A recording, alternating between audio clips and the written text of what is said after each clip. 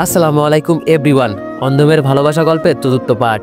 আর 3 দিন video upload না করার জন্য আপনাদের কাছে আমি দুঃখিত। আর আপনারা তো জানেনই আমি কিসের জন্য ভিডিও আপলোড করি নাই। বৃষ্টি প্লাস পরীক্ষা। আর তোমরা অনেকেই কমেন্ট করেছো যে ভাই আপনি কিসে পড়েন আর পরীক্ষাটা কিসের। তো আমি হচ্ছে অনার্স ফার্স্ট ইয়ারে উঠবো, আর এটা আমার অ্যাডমিশন পরীক্ষা। আর একটা কথা, আমার ভয়েস শুনে তো তোমরা বুঝতেই পারছো আসলে আমার ঠান্ডা লাগছে। তো যাই হোক, তোমরা ভয়েসটা একটু অ্যাডজাস্ট করে নিও। তো চলো বেশি কথা না কইয়া গল্প শুরু করা যাক। আপু রেগে বললো, যা মন চাই তাই কর, আমি যাচ্ছি, পরে যদি বিপদে পড়ে আমাকে ডাকিস না, দেখিস কি করি।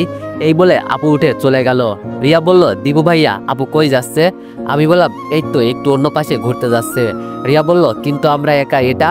আমি বললাম, ও তুমি আমাকে বিশ্বাস করতে পারছো না তাই তো, থাক আপুকে ডাকছি। রিয়া একটু রেগে বলল, আমি আপনাকে এই কথা বলেছি কখনো? তবে আপু আমাদের রেখে কই যাচ্ছে তাই জিজ্ঞেস করলাম আর কি। আমি বললাম, চিন্তা করিও না, একটু পর এসে যাবে আপু, হয়তো আশেপাশে কোথাও যাবে। রিয়া বলল, কিছু মনে না করলে একটা কথা বলবো ভাইয়া। আমি বললাম, অবশ্যই বলো রিয়া। রিয়া বলল, আপুর কি বয়ফ্রেন্ড আছে? আমি বললাম, আরে না, কি যে বলো না তুমি, আসলে আমার আপু খুব ভালো, বলে এইসব আদব জিনিস আমি রাখি না। রিয়া বলল, ঠিকই তো বলেছে আপু, আসলে এইসব মানে হয়তো প্যারা। আমি বললাম, রিয়া। রিয়া বলল, ভাইয়া বলেন। আমি বললাম, একটু পর পর তুমি আমাকে ভাইয়া বলো, আমার ভালো লাগে না, আর একবার যদি বলো আমি এখান থেকে চলে যাব। রিয়া বলল, কিন্তু আপনি তো আমার থেকে অনেক বড়, আপনাকে ভাইয়া বলবো না তো কি বলবো? আমি বললাম, তুমি আমাকে আমার নাম ধরে ডাকতে পারো, আমি কিছু মনে করব না। রিয়া বলল, কিন্তু। আমি বললাম, কোনো কিন্তু নয়, এখন তোমাকে আমি যেটা বলতে চেয়েছি সেটা শোনো। রিয়া খুব আগ্রহে নিয়ে বলল, বলেন, আমি তো সেই কখন থেকে শোনার জন্যই অপেক্ষা করছি। আমি বললাম, রিয়া তোমাকে আজকে একেবারে খুব সুন্দর লাগছে, জানো তুমি একেবারে পরীর মতো। রিয়া বলল, এমনিতেই সুন্দর হলে কি হবে, আমি তো অন্ধ, কেউ যদি এটা জানতে পারে আমার কাছেই আসবে না, কথা বলবে তো দূরের কথা। আমি বললাম, আমি তো জানি তুমি অন্ধ, তো আমি কি চলে যাচ্ছি তোমাকে ছেড়ে? রিয়া বলল, আপনার হিসাব আলাদা, আপনি আমাদের পাশের বাসায় থাকেন, বলতে পারি আমাদের প্রতিবেশী আপনি, সেই হিসাবে হয়তো আমার সাথে কথা বলেন। আমি একটু রেগে বললাম, দিব একটা সর, তুমি আমার কাছে স্পেশাল, ওই বলতে পারো মানুষের জীবনে নাকি প্রিয়জন আসে, সেটাই তুমি আমার কাছে। রিয়া কিছু বুঝতে না পেরে বলল, বুঝলাম না ভাইয়া কি বলছেন? আমি বললাম, আবার ভাইয়া? রিয়া বলল, আচ্ছা সরি দীপু। আমি বললাম, এবার ঠিক আছে। রিয়া বলল, বলেন কি বলতে চান?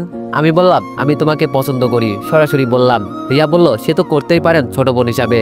আমি বললাম, আরে না, এই পছন্দ আর ওই পছন্দ অন্য হিসাব, আমি তোমাকে মন থেকে প্রথম দেখাই ভালোবেসে ফেলেছি বলতে পারো। এটা শুনে রিয়া মাথা নিচু করে ফেললো, কোনো কথা বলছে না, চুপ করে বসে আছে। আমি রিয়ার দিকে তাকিয়ে বললাম, রিয়া কথা বলো না কেন, আমি কি কোনো ভুল কিছু বলে ফেলেছি? তাও রিয়া কোনো কথা বলছে না, চুপ করে বসে আছে।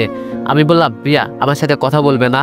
আমার মনে যা চলছে আমি তোমাকে তাই বলে দিয়েছি, এখন বলো আমি কি কোনো অপরাধ করে ফেলেছি? ভালোবাসার কথা বলা কি অপরাধ? রিয়ার চোখ দিয়ে পানি পড়ছে, কোনো কথা বলছে না, শুধু কান্না করছে। আমি এটা দেখে ভয় পেয়ে গেলাম, ভয়ে ভয়ে বললাম, রিয়া প্লিজ কান্না করিও না, আশেপাশে অনেক মানুষ তাকিয়ে আছে, যদি আমি কিছু ভুল বলে ফেলি আমাকে মাফ করে দাও, তাই এমন করিও না, আমার মনে যা চলছিল আমি তাই বলছি, তুমি যদি এমন করো না তাহলে। রিয়া চোখের পানি মুছে বলল, আপনি আমার সাথে এমন করছেন কেন? আমার মতো কত মেয়ে আশেপাশে হয়তো আছে, কত সুন্দর সুন্দর মেয়ে, আর আমার সাথে এইসব কথা বলে সময় নষ্ট করছেন কেন? আমি বললাম, কই সময় নষ্ট করছি, যাকে মন থেকে পছন্দ করি তাকে সময় দেওয়ার কি কোনো ভুল বলো তুমি?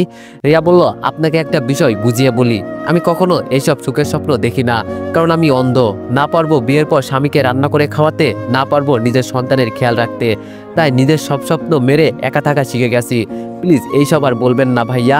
আমি মন খারাপ করে বললাম, আমি তোমাকে নিয়ে কত স্বপ্ন দেখি রিয়া, আর তুমি আমাকে এইভাবে ফিরিয়ে দিবে? আমার কিছুই লাগবে না, তোমার আমাকে রান্না করে খাওয়াতে হবে না, কিছু করতে হবে না, শুধু আমার পাশে থাকবে তাহলেই হবে।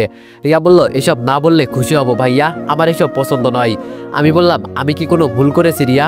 আমি তো তোমাকে নিয়ে সুখের স্বপ্ন দেখতে চেয়েছি, অনেক ভালোবেসে ফেলেছি রিয়া তোমাকে, প্লিজ আমাকে তুমি ফিরিয়ে দিও না, দেখবে বিয়ের পর তোমাকে কোনো কিছু করতেই দিব না, আমি সবকিছু করার দায়িত্ব আমার, তুমি শুধু আমার পাশে থাকবে, এই পর্যন্তই, আর কিছু করতে হবে না তোমাকে, আর আমি তোমাকে চিকিৎসা করিয়ে সবকিছু ঠিক করে নিব, আমাকে একটা সুযোগ দাও রিয়া, না করো না।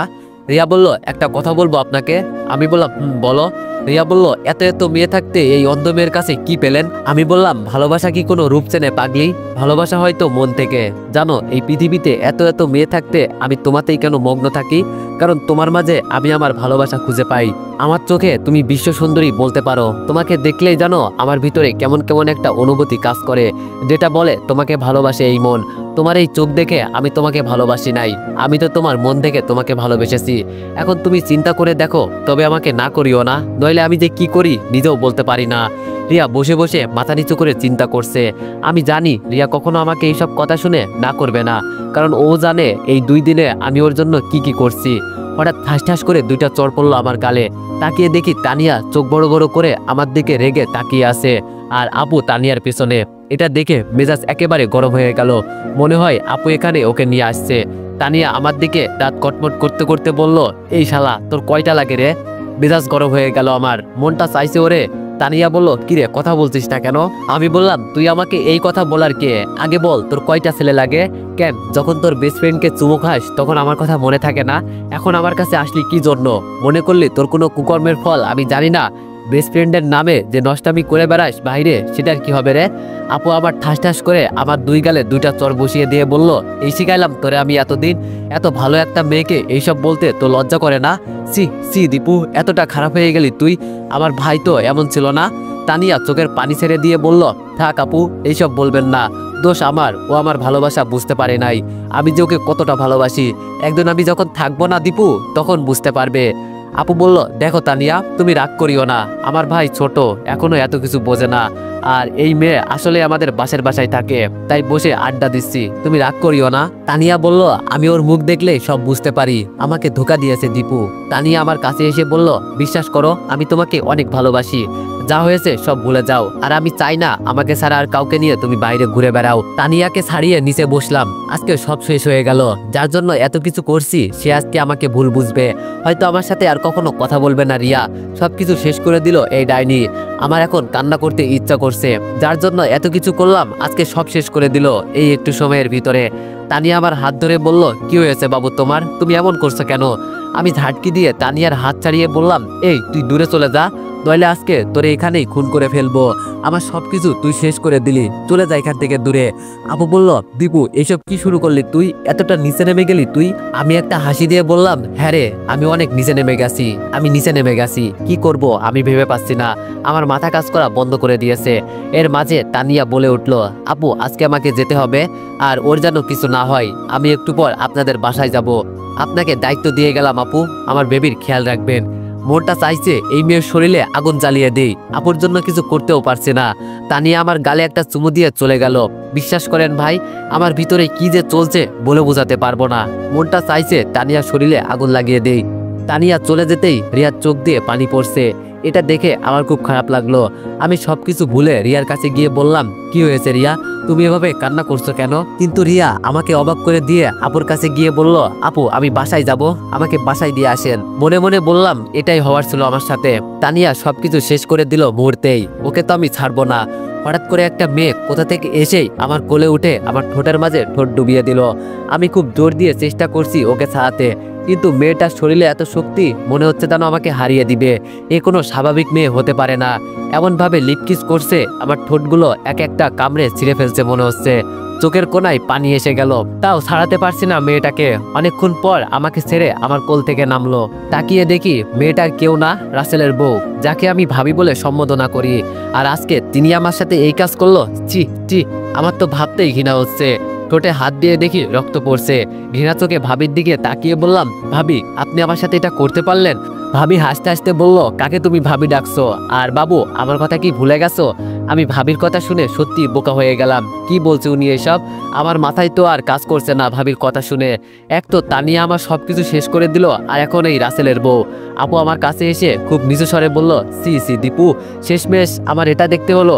আমি বললাম, আপু বিশ্বাস কর, আমি ওনার সাথে এমন কিছু করি নাই, আর উনি তো আমার ভাবি হন। আপু বলল, তুই আমার সাথে কথা বলবি না, আমি তোরে কতটা ভালো মনে করতাম, আর তুই সি।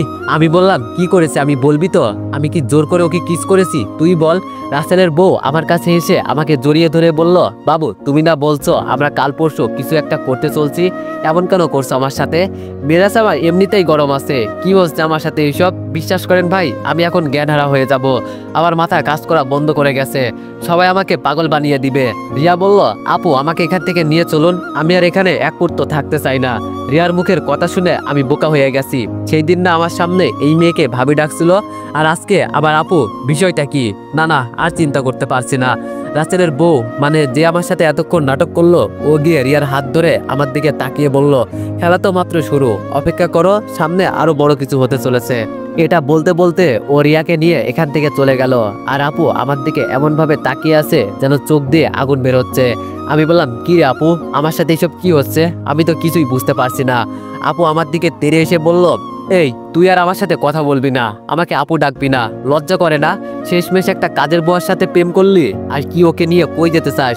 চি চি, এই তোর আসল রূপ। আমি জায়গায় বসে গেলাম, কান্না করতে ইচ্ছা করছে।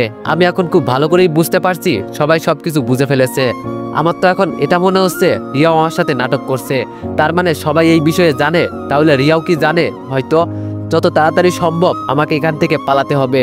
আমি শিওর এখন যে রিয়ার পরিবারের সবাই এই বিষয়ে জেনে গেছে। যখনই রাসেল বলেছিল সিসি ক্যামেরার কথা, তখনই আমার বোঝা উচিত ছিল যে আমাকে সবাই চিনে ফেলেছে। আপু আমাকে টেনে উপরে তুলে আমার চোখের দিকে তাকিয়ে বলল, এই তোর ভালো রূপ, আজকে বড় বোনের সামনে একটা মেয়ে তোরে না জানি গোপনে আরো কত কিছু করে বেড়াস। আমি তোরে কতটা ভালো মনে করতাম, আর তুই? আমি বললাম, অনেক বড় ভুল করে ফেলেছি আমি আপু, জানি না এই ভুলের মাপ পাবো কিনা। কি করব আমি, কিছুই আমার মাথায় আসছে না, আমাকে মাফ করে দে আপু। আপু বলল, এই তুই আমাকে আপু বলে ডাকবি না, তোর মুখ থেকে আমি আপু ডাক শুনতে চাই না।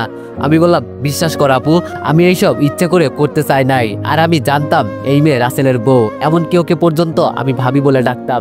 বিশ্বাস কর আপু, ওর সাথে আমার কোনো সম্পর্ক নেই। আপু বলল, প্রথমেই তানিয়া, পরে রিয়া, আর এখন কাজের বুয়া। বাবা, এই না হলে আমার ভাই, খুব খুব ভালো তো। এখন সত্যি সত্যি আমি কান্না করে আপুর হাত ধরে বললাম, আপু অনেক বড় ভুল করে ফেলেছি আমি, কি করব বল? আপু বলল, কেন, প্রেম করার আগে মনে ছিল না এইসব কথা? আমি বললাম, আপু আমি এই বিষয়ে বলছি না, আসলে তোরে একটা সত্যি কথা বলার ছিল। এর মাঝেই আপুর ফোন এলো। আপু ফোনটা রিসিভ করে কি জানি বলল, পরে আমার দিকে তাকিয়ে বলল, তোর কপালে আজকে শনি আছে। আমি ভয়ে ভয়ে বললাম, কি হয়েছে আপু? আপু বলল, কি হয়েছে না, চল আমার সাথে। আমি বললাম, কই যাব সেটা তো বলবি।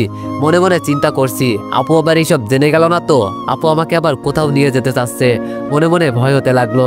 আপু আমার হুঁশ ফিরিয়ে বলল, কি হয়েছে, কি বলছে? আমি তাড়াতাড়ি চল। আমি তুতলিয়ে বললাম, কই যাব আপু? আপু বলল, এত তুতলাতে হবে না, চল। ভয়ে ভয়ে আপুর পিছনে যেতে লাগলাম। যেতে যেতে আপু আমাকে তানিয়ার বাড়িতে নিয়ে গেল। এখন যেন ভয় আরো বেড়ে গেল। আমি জানি তানিয়ার স্বভাব, এই মেয়ে এত সহজে হার মানবে না। আমি জানি বেস্ট ফ্রেন্ড নামে ওর বয়ফ্রেন্ড আছে, এরপরও আমাকে ছাড়বে না, কারণ আমার টাকা আছে। ও খুব ভালো করেই জানে এটা, তাই আমাকে ছাড়তে চায় না। ভিতরে গিয়ে দেখি আমাদের পরিবারের সবাই এখানে আছে, আর মাঝখানে তানিয়া লাল শাড়ি পরে বসে আছে। মনে মনে বললাম, আজকে আমি শেষ, বিয়েটিয়ে তো আবার করিয়ে ফেলে না তো? আম্মু আমার দিকে রাগী দৃষ্টিতে তাকিয়ে বলল, এমন ছেলে থাকার চেয়ে মরে যাওয়া অনেক ভালো, তোর বড় ভাইকে দেখে কিছু শেখ। আমি মাথা নিচু করে বললাম, কি করেছে আমি আম্মু? আর হঠাৎ করে আমাকে এভাবে বলছো কেন? ভাইয়া চেয়ার ছেড়ে বলল, কি করিস নাই তাই বল। আমাদেরকে এই বিয়েতে অমত ছিল যে আমরা এই মেয়ের সাথে তোর বিয়ে দিব না।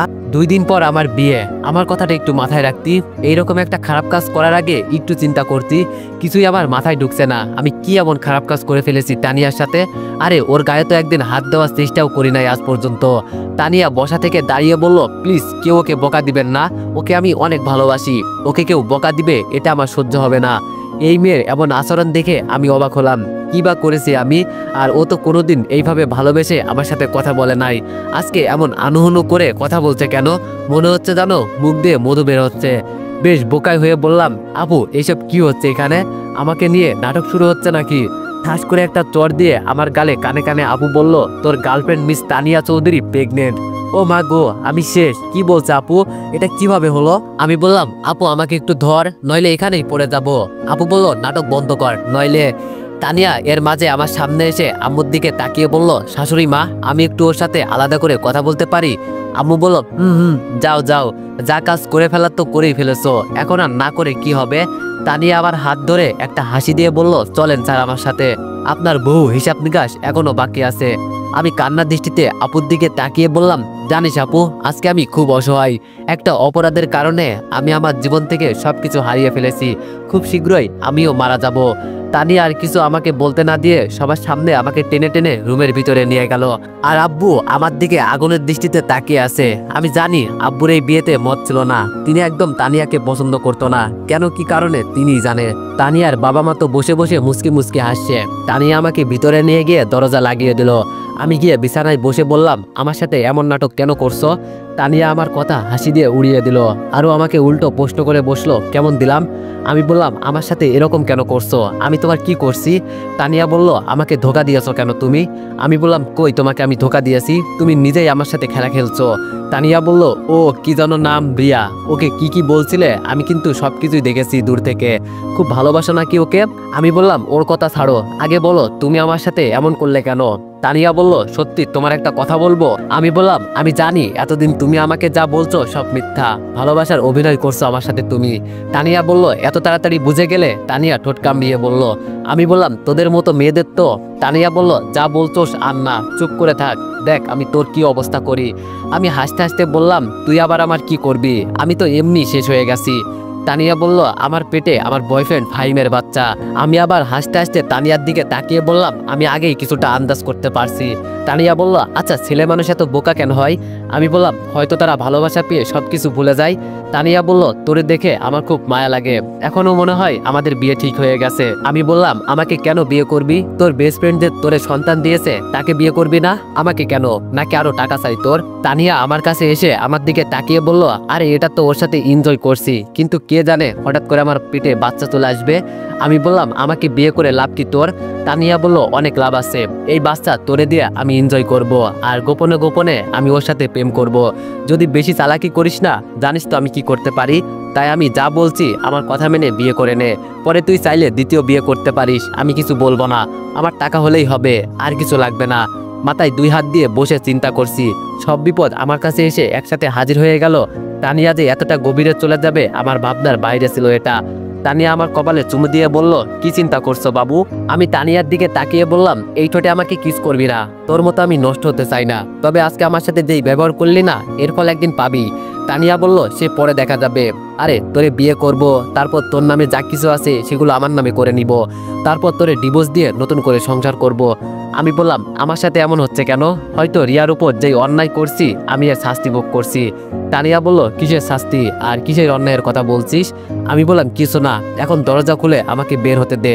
তানিয়া একটা হাসি দিয়ে বলল, সবাই জানে আমার পেটে তোর বাচ্চা, সো তোমার আর পালানোর মতো কোনো রাস্তা নেই বাবু। আমি যা বলি তাই তোমাকে করতে হবে এখন থেকে। এই বলে তানিয়া দরজার কাছে চলে গেল, কিন্তু হঠাৎ আবার দাঁড়িয়ে পিছন ফিরে আমার দিকে তাকিয়ে বলল, তোরে আরেকটা কথা বলা হয় নাই। ওই দিন রেস্টুরেন্টের ওয়েটার তোরে যা বলেছে সব আমাকেও বলে দিয়েছে, কারণ ওর সাথে আমার একটু লাইন আছে। টাকা দিলেই কি সব হয়? আমি জানতাম তুই ইদানিং আমার উপর সন্দেহ করতি, এই জন্য এই কাজ করা। আমি বললাম, অনেক বড় ভুল করলি তুই, শাস্তি তো তোকে পেতেই হবে। তার আগে আমি একটু বিপদ থেকে রক্ষা পাই। গার্লফ্রেন্ডের নামে যেই ধোকা দিলি না তুই, সারা জীবন মনে থাকবে। তানিয়া হাসতে হাসতে দরজা খুলে বের হয়ে গেল। তবে যাওয়ার আগে এটা বলে গেল, খুব শীঘ্রই বাসর রাতে দেখা হবে, সেই পর্যন্ত অপেক্ষা করো। আমি মাথা নিচু করে বসে আছি। হঠাৎ ভাবি এসে বলল, কি শুনছি দীপু আমি এইসব? আমি ভাবির দিকে তাকিয়ে একটা হাসি দিয়ে বললাম, কি আর শুনছেন, দিনকাল আমার অনেক খারাপ যাচ্ছে, তাই এইসব আমার সাথে হচ্ছে, কোনো ব্যাপার না ভাবি। ভাবি বলল, আমি জানি তুমি কত ভালো একটা ছেলে। আর তানিয়া বলে নাকি প্রেগনেন্ট, কিভাবে সম্ভব? আমি বললাম, আমি তানিয়ার শরীরে আজ পর্যন্ত একটু শুয়েও দেখিনি। বিশ্বাস করেন ভাবি, আপনি আমার মার সমান, আপনার কাছে কি আমি মিথ্যা বলতে পারি বলেন? ভাবি বলল, তাহলে তানিয়া কি? আমি বললাম, ওই বয়ফ্রেন্ড আছে আমাকে ছাড়া। ভাবি অবাক হয়ে বলল, কি? আমি বললাম, ওর বয়ফ্রেন্ড আছে, আর ওই শালাই এই কাজ করেছে, আর এই অপবাদ আমার গলায় ঝুলিয়ে দিচ্ছে। ভাবি বলল, দাঁড়াও, আমি সবার কাছে এই কথা বলছি। আমি ভাবিকে আটকে দিয়ে বললাম, থাক ভাবি, কাউকে এই কথা বলতে হবে না, বললে ওরা আরো আপনাকে খারাপ বানিয়ে দিবে। আমার বিষয়টা আমি দেখে নিব, আপনি কোনো চিন্তা করবেন না। ভাবি আমার দিকে তাকিয়ে বলল, তুমি পারবে? আমি আর কিছু বললাম না, চুপচাপ রুমের বাইরে চলে গেলাম। আসলে আমি যে কতটা নিচ এর কোনো হিসাব নাই। যাকে ভাবি বলতাম, এখন নাকি সে মেয়েটা কাজের বুয়া, আবার আমার সাথে এত বড় নাটক করলো, আর আমি কিছুই বলতে পারলাম না। আর তানিয়ার কথা তো বাদই দিলাম, তানিয়াদের টাকার জন্য কি কি করতে পারে সব জানা হয়ে গেল। বাইরে এসে শুনি কালকে নাকি আমার বিয়ে তানিয়ার সাথে। এটা শুনে মোটেও অবাক হলাম না, কারণ এমন কিছু একটা হবে আমার সাথে, এটা আমি খুব ভালো করেই জানি। আপুর পাশে দাঁড়াতেই বলল, যাক, কাজের বুয়া তো আর বিয়ে করবে না। সি সি, মানুষের সম্মানতে কতটা নিচ হলে এমন একটা কাজ করতে পারে, এর কোনো হিসাব নেই। যাকে ছোট থেকে এতটা আদর করতাম, আর আজ সে নাকি দেখিয়ে দিল। এর আগে আমার মরণ হলো না কেন? আমি মনে মনে হাসতে লাগলাম। এতটা চাপ কখনো আমার একসাথে পড়ে নাই। এখন কেউই আমার সঙ্গ দিবে না, সবাই আমার বিরুদ্ধে কথা বলবে। না জানি রিয়ার ভাই আমার কি অবস্থা করে। এটা চিন্তা করে আমার কপাল থেকে আপনা আপনি ঘাম পড়ছে। কি করব আমি? সব দরজা বন্ধ সব দিক থেকে, কোথায় যাব? তানিয়া আমার দিকে তাকিয়ে হাসছে আর ইশারা করে কি বলার জন্য চেষ্টা করছে। সবাই বসা থেকে উঠে গেল। আর কালকে আমার বিয়ে, এটা শিওর হলো। গাড়িতে বসে বাবা শুধু এটুকু বলল, ছেলে এখন বড় হয়েছে, যা মন চাই তাই করবে। এখন কি আর মা বাবাকে বলা লাগবে? বিয়েটাও হয়তো ওরা নিজেরাই করে ফেলতে পারতো, আমরা কে? আমি বাবার কথা শুনে মাথা নিচু করে ফেললাম। চোখ দিয়ে এক ফোঁটা পানি পড়লো। ভাবে আমার দিকে তাকিয়ে বলল, তোমার ভাইয়াকে সবকিছু বুঝিয়ে বলবো, তুমি এই নিয়ে কোনো চিন্তা করো না। আমি চোখের পানি মুছে ভাবিকে বললাম, না ভাবি, বলতে হবে না আপনাকে কিছু, কপাল খারাপ আমার। হঠাৎ আচমকা ব্রেক করতে একটা ঝাঁকি খেলাম। বাইরে তাকিয়ে বোঝার চেষ্টা করছি কি হয়েছে। বাবা এভাবে আচমকা ব্রেক করলো কেন? বাইরে তাকিয়ে আমি পুরো অবাক হয়ে গেছি। আজকে বুঝি আমার বাঁচার মতো কোনো রাস্তা থাকলো না। তো এভরিওয়ান, আজকের মতো এতটুকুই, কারণ আমি অনেকটা বেশি অসুস্থ, যার কারণে ভিডিও আর বানাতে পারলাম না। তো যাই হোক, সবাই একটু ক্ষমার দৃষ্টিতে দেখবেন আর নেক্সট পার্টের জন্য অপেক্ষা করো। ধন্যবাদ।